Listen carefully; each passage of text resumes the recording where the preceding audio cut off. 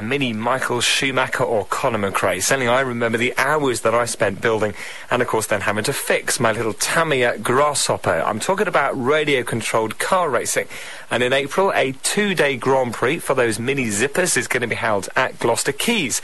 A special track is going to be laid out for the weekend upstairs in the shopping centre, and the cream of British talent will be competing. Well, I'm joined by the organiser, Ade Jefferies. Good evening. Good evening.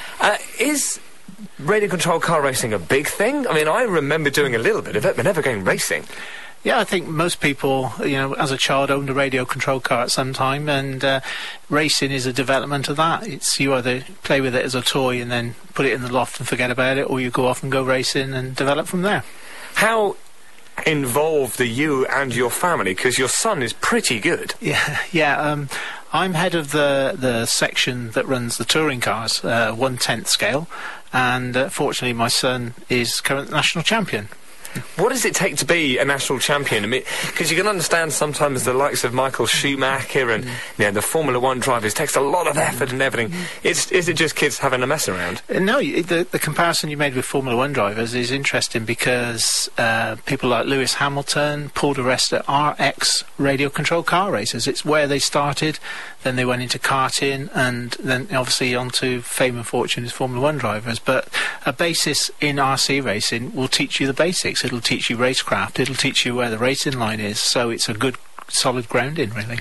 And are there many meetings? Is it quite a special thing to go and have this Grand Prix at Gloucester Quays? Yeah, the Quays is a one-off event. Most of the time we race on purpose-built outdoor tracks around the country. We have a national series with a few other races thrown in through the year, just in the UK.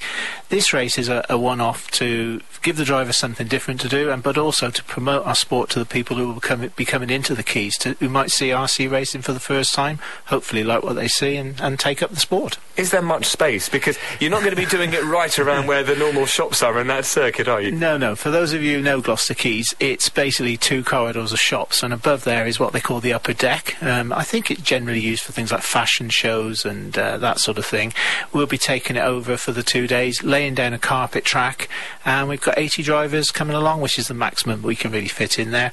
But it's a good-sized track, and the drivers are all looking forward to it. How easy is it to have spectators? Because they're quite small, obviously. As you say, 1/10 scale, so they're about 16 inches long or something like that?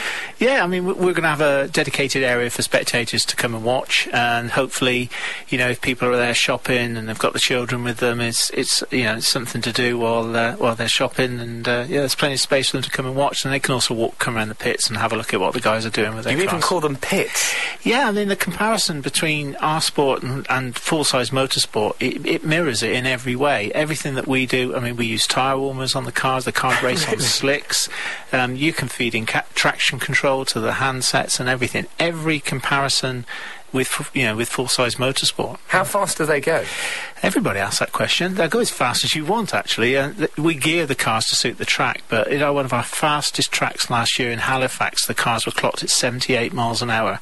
They won't be going that fast at the Quays because we're restricted, obviously, inside, and the straight wouldn't be long enough. But, you can get them to go as fast as you want, really. And do you sometimes end up with teenagers getting a bit angry at the fact that they've gone and lost? Do they have some teenage tantrums when they don't quite win? It's worse with the dads. Sometimes it's a bit like you see at football matches with dads on the touchline shouting. You do get a little bit of that, but then it's a fun sport at the end of the day, and sometimes you might get hit off by another driver and not very happy about it, but you kiss and make up for the next weekend when you're racing them again. Is it an expensive sport, and is it something which is growing, or is there sort of a core of people and that's pretty much it? It's very much tiered across how much you want to spend. There's different scales of cars. You can have a smaller car that races in a slightly different class to keep the cost down. It's very much tailored to whatever budget you want to put you want to put towards it. And if you want to, at the top end, you can spend a lot of money. And at the very top end, most of the drivers are sponsored.